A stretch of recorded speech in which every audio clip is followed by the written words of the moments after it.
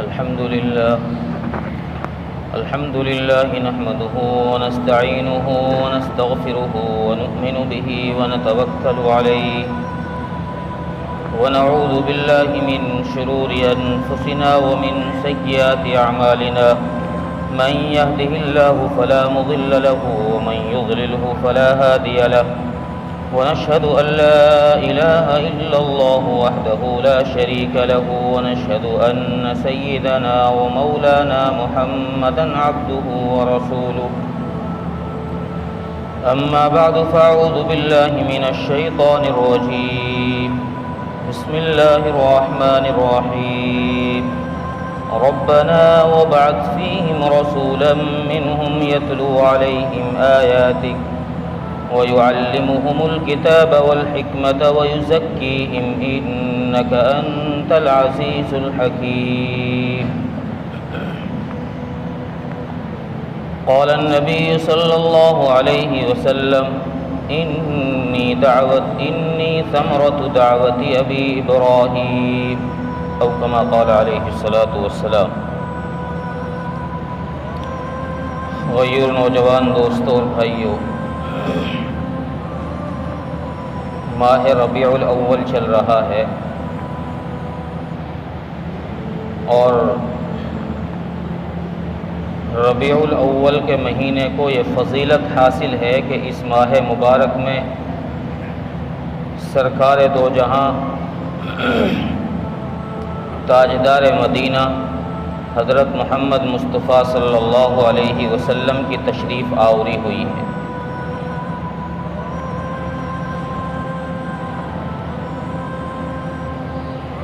ربیع عربی زبان میں موسم بہار کو کہتے ہیں۔ گویا عرب کی ویران وادی میں ایک ایسی بہار آئی ہے، آمنہ کے آنگن میں ایک ایسا پھول کھلا ہے جس کی خوشبو سے سارا جہان معطر ہو گیا ہے، اور آقائے مدنی حضرت محمد مصطفیٰ صلی اللہ علیہ وسلم کو اللہ تبارک و تعالی نے ایسے اعلی نسب سے پیدا فرمایا ہے۔ آپ خود ارشاد فرماتے ہیں انا خیرکم ابن و نفسا، مجھ جیسا حسب میں بھی کوئی نہیں ہے، مجھ جیسا نسب میں بھی کوئی نہیں، میرا خاندان بھی سب سے اعلیٰ اور میرا نسب بھی سب سے اعلیٰ ہے۔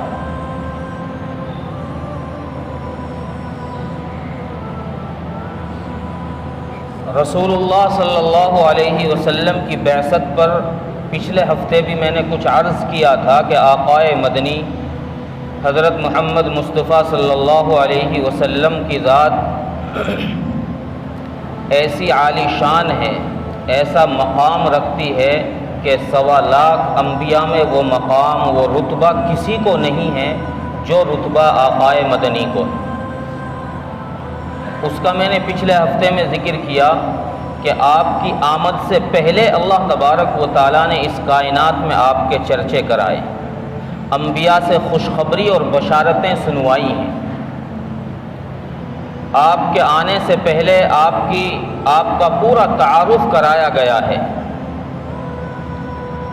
اور پھر آپ کو جس نسب سے لے کر آئے ہیں وہ نسب اتنا پاکیزہ اور مقدس رکھا ہے اللہ تبارک و تعالیٰ نے کہ حضرت عبداللہ جو رسول اللہ صلی اللہ علیہ وسلم کے والد ہیں،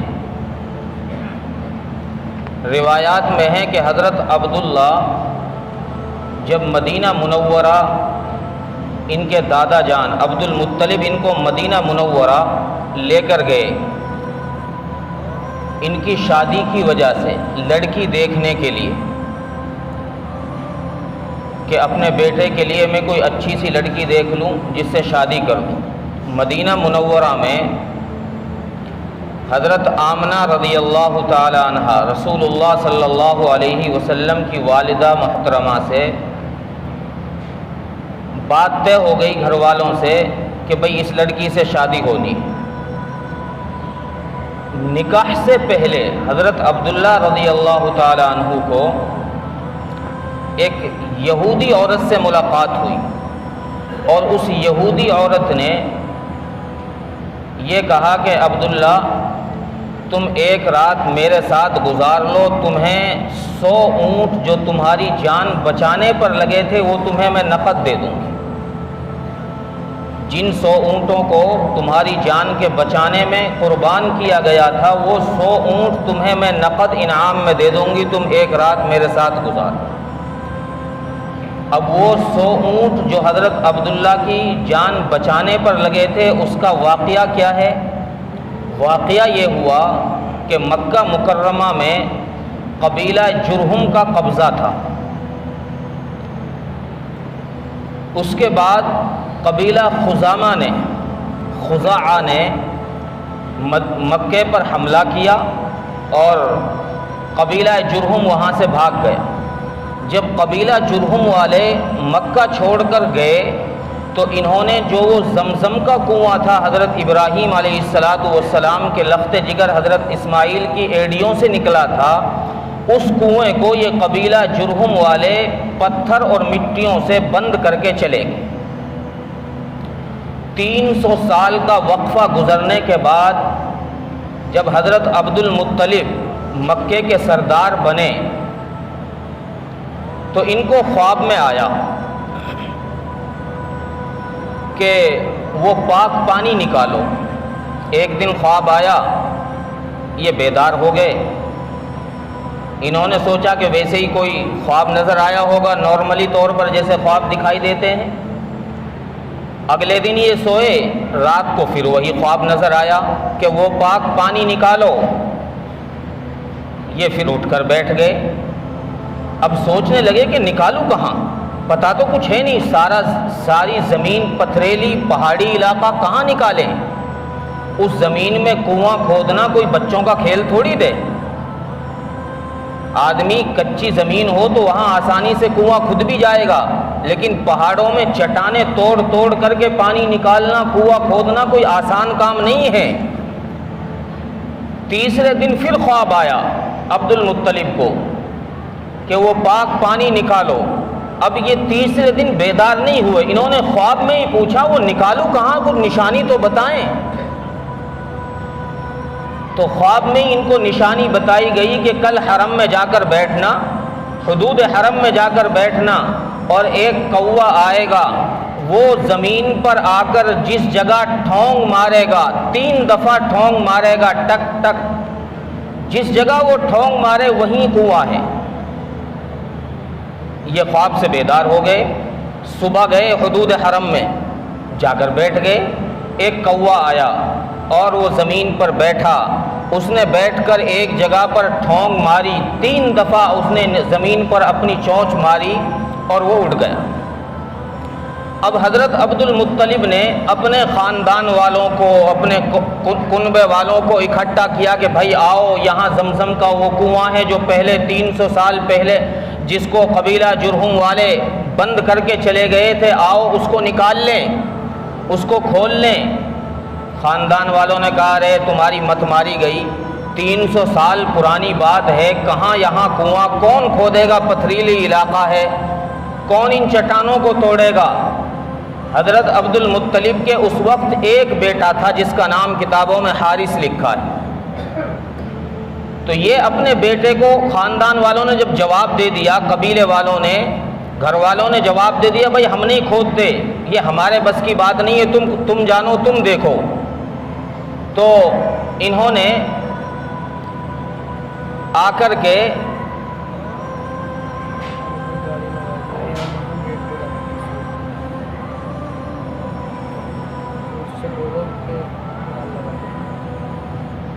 بھائی کسی کی گاڑی باہر گیٹ کے قریب لگی ہوئی ہے، آنے جانے والوں کو، نمازیوں کو دقت ہو رہی ہے، جس کی ہے وہ گاڑی ہٹا لے۔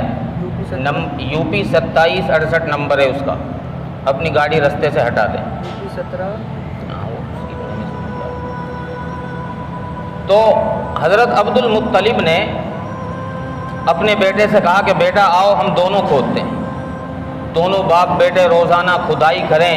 اب وہ پتھریلی علاقہ، یہ تھک ہار کر روزانہ بیٹھ جاتے. بالآخر ایک دن جب یہ تھک ہار کر بیٹھ گئے تو عبد المطلب کہنے لگے کہ یار وہ بھی کوئی سردار ہے جس کی کوئی اولاد ہی نہ ہو. آج کل تو ماحول دوسرا چلا پڑا ہے نا، کم بچے خوشحال گھرانہ. تو عبد المطلب کہنے لگے کہ جس کے اولاد ہی نہ ہو وہ بھی کوئی سرداری ہے، وہ بھی کوئی سردار ہے. اگر اللہ نے مجھے 10 لڑکے دیے، 10 بچے دیے تو میں ایک کو اللہ کے نام پر قربان کروں گا. یہ دونوں بیٹے لگے رہے، انہوں نے وہ پانی نکال لیا. باپ بیٹوں نے وہ کنواں کھود لیا اور پانی نکل آیا. جب پانی نکل آیا تو اب خاندان والے بھی اور دوسرے لوگ بھی آئے کہ ہمیں بھی حصہ دو، ہمیں بھی حصہ دو. حضرت عبد المطلب نے سب کو بھگا دیا. جب محنت کا ٹائم تھا جب تو آئے نہیں، جب تو تم نے جواب دے دیا کون کھودے گا. اب پانی نکل آیا تو اب حصہ لینے آئے ہو. چونکہ اس دور میں عرب کے اندر پانی تھا ہی نہیں. آج بھی پانی تو آج بھی نہیں ہے وہاں پر، پانی دوسری جگہوں سے ہی وہاں جاتا ہے. لوگ دور دور علاقوں سے جا کر کنووں سے عورتیں پانی لے کر آیا کرتی تھی.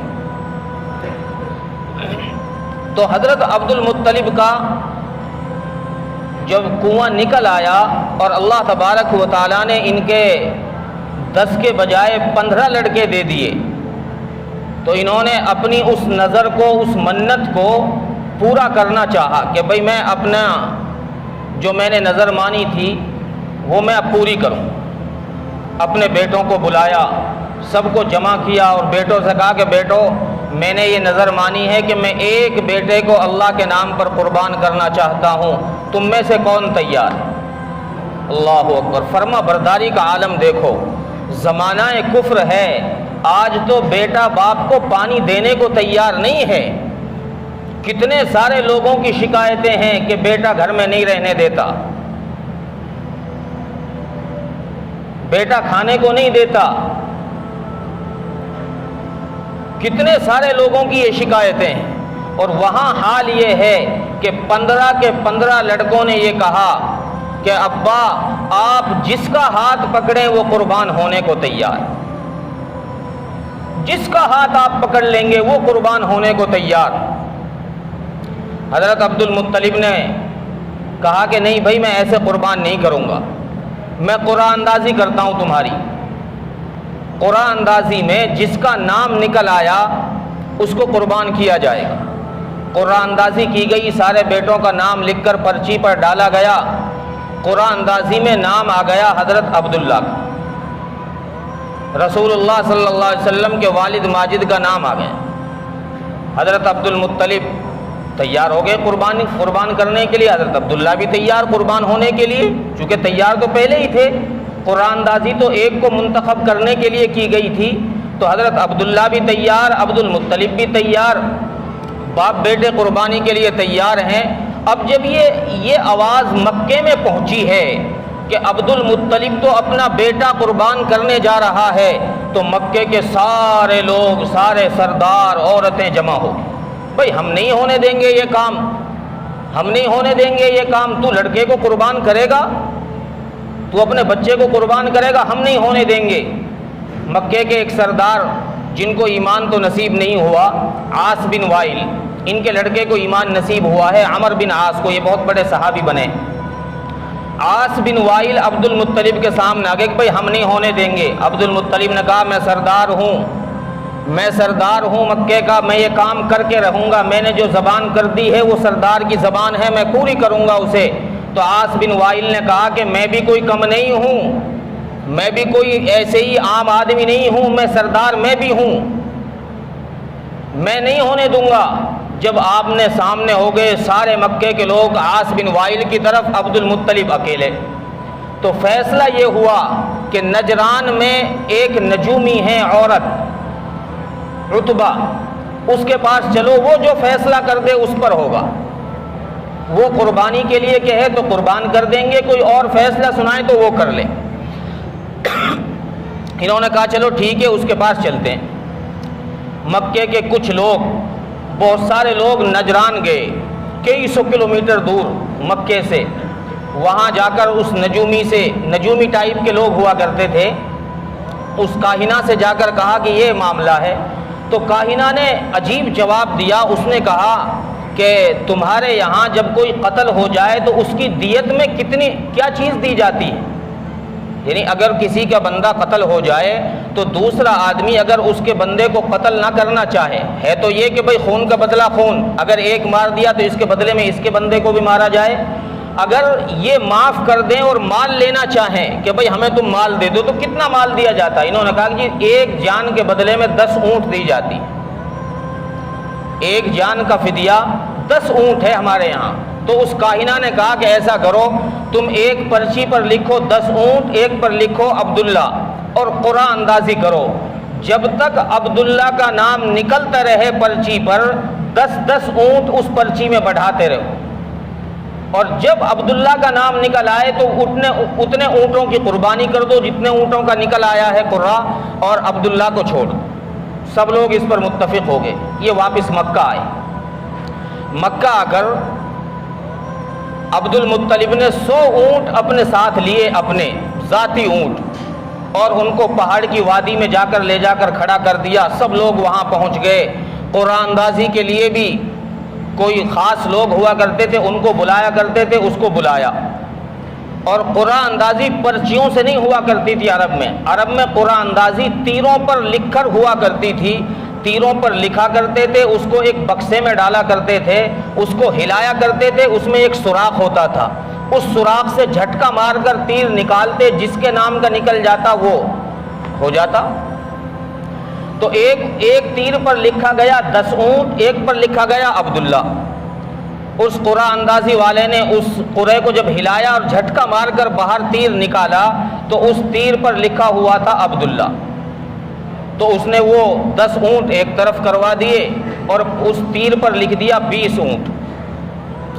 پھر مارا جھٹکا، پھر اس میں عبداللہ کا نام 20 کرا دیے، اس پہ لکھ دیا 30 اونٹ۔ پھر جھٹکا مارا، پھر اس میں پھر عبداللہ کا نام نکل آیا تو اس میں 10 پھر اور کرا دیے، 40 کرا دیے، اس میں 50 لکھ دیے۔ اس طرح 10 دفعہ یہ ہوا ہے، اور 100 اونٹوں کو ایک طرف قربانی کے لیے کر دیا۔ جب اونٹ ختم ہو گئے تو مکے والوں کے دل دھک دھک کرنے لگے کہ اب کیا بنے گا۔ عبد المطلب کا دل بھی دھک دھک کرنے لگا کہ اگر اب کی دفعہ بھی عبداللہ کا نام آ گیا تو کیا بنے گا۔ اونٹ بھی ختم ہو گئے ہیں۔ اللہ کی مرضی یہ تھی کہ جب 11ویں دفعہ اس تیر کو ہلا کر باہر نکالا گیا، قرآن ڈالا گیا، تو 11ویں دفعہ میں وہ حضرت عبداللہ کے بجائے اونٹوں کا نکل آیا۔ سارے لوگوں میں شور ہو گیا کہ بھئی بات بن گئی، کام بن گیا۔ عبد المطلب نے کہا بھئی نہیں، ابھی نہیں بنا کام، ایک دفعہ اور کرو۔ دوسری دفعہ پھر کیا گیا، پھر اونٹوں کا نکل آیا۔ عبد المطلب نے کہا کہ نہیں، ایک دفعہ اور کرو۔ تیسری دفعہ پھر قرآن ڈالا گیا تو پھر اونٹوں کا قرآن نکل آیا۔ پھر حضرت عبد المطلب نے ان 100 اونٹوں کو قربان کیا اور حضرت عبداللہ کی جان بچ گئی۔ تو اس عورت نے اس واقعے کی طرف اشارہ کرتے ہوئے حضرت عبداللہ سے کہا کہ جو تمہاری جان بچانے پر 100 اونٹ قربان کیے گئے تھے، وہ 100 اونٹ تمہیں میں نقد دے دیتی ہوں، تم ایک رات میرے ساتھ گزار۔ حضرت عبداللہ نے منع فرمایا، نہیں بیوی، میں ایسا نہیں کر سکتا، میں عالی خاندان کا بیٹا ہوں، ہمارے باپ دادا مکے کے سردار ہیں، مکے کے خانہ کعبہ کے متولی ہیں، ہم عزت دار آدمی ہیں، عزت دار لوگ ہیں، ہم ایسا نہیں کر سکتے۔ اس عورت کو منع کر دی۔ اور یہ عورت بھی کوئی بازارو عورت نہیں تھی، کوئی کوٹھے والی عورت نہیں تھی، یہ بھی پچھلی کتابوں کی، آسمانی کتابوں کی پڑھی لکھی عورت تھی، کوئی یہودن۔ چنانچہ حضرت عبداللہ کا نکاح حضرت آمنہ سے کر دیا اور مکہ مکرمہ تشریف لے آئے۔ نکاح کے کچھ دنوں کے بعد رسول اللہ صلی اللہ علیہ وسلم باپ کی پشت سے ماں کے رحم میں چلے گئے، اور حضرت عبداللہ کی عمر ابھی 18 سال ہے، اور حضرت امی آمنہ کی عمر 16 سال اتفاق سے نکاح کے بعد میں 2-4 مہینے کے بعد ایک قافلہ، چونکہ مکے سے تجارتی قافلے ملک شام جایا کرتے تھے تجارت کے لیے، ایک قافلہ جانے لگا ملک شام، تو حضرت عبد المطلب نے اپنے بیٹے سے کہا کہ بیٹا اگر تم بھی اس قافلے کے ساتھ چلے جاؤ تو کچھ تجارتی سامان لے کر چلے جاؤ، کچھ نفع ہو جائے گا، حالات صحیح گزر جائیں گے، کچھ آمدنی ہو جائے گی، تمہارا بھی اب خرچہ بڑھ گیا ہے، صحیح سے زندگی گزر جائے گی۔ تو حضرت عبداللہ ویسے تو اداس تھے لیکن باپ کے کہنے پر انکار نہیں کیا، ٹھیک ہے ابا جی میں چلا جاتا ہوں۔ حضرت عبداللہ قافلے کے ساتھ چلے گئے، قافلہ ملک شام گیا، ملک شام سے واپس آیا، جب واپسی پر مدینہ منورہ یہ قافلہ آ کر پہنچا تو حضرت عبداللہ رضی اللہ تعالیٰ عنہ کی حالت خراب ہو گئی، طبیعت بگڑ گئی، بخار ہو گیا۔ چونکہ حضرت عبداللہ کی سسرال مدینہ منورہ میں تھی، جب سسرال والوں کو پتہ چلا کہ داماد جی کی طبیعت خراب ہے تو انہوں نے کہا کہ بھئی تم یہاں رک جاؤ، باقی قافلے والوں سے کہا کہ تم جاؤ، ان کی طبیعت جب ٹھیک ہو جائے گی ہم ان کا علاج معالجہ کرائیں گے، طبیعت ٹھیک ہو جائے گی ہم ان کو پھر مکہ پہنچا دیں گے۔ قافلے والوں نے کہا ٹھیک ہے جی۔ قافلہ مکہ مکرمہ آ گیا۔ حضرت آمنہ اپنے شوہر کے انتظار میں جب ان کو پتہ چلا کہ قافلہ آ رہا ہے تو وہ خوشی میں اچھے کپڑے پہن کر کے میرا خاوند آج آ رہا ہے، وہ گھر کے دروازے کے اندر بیٹھی انتظار کر رہی تھی کہ کب میرا خاوند آئے گا اور کب میں اس کا دیدار کروں گی۔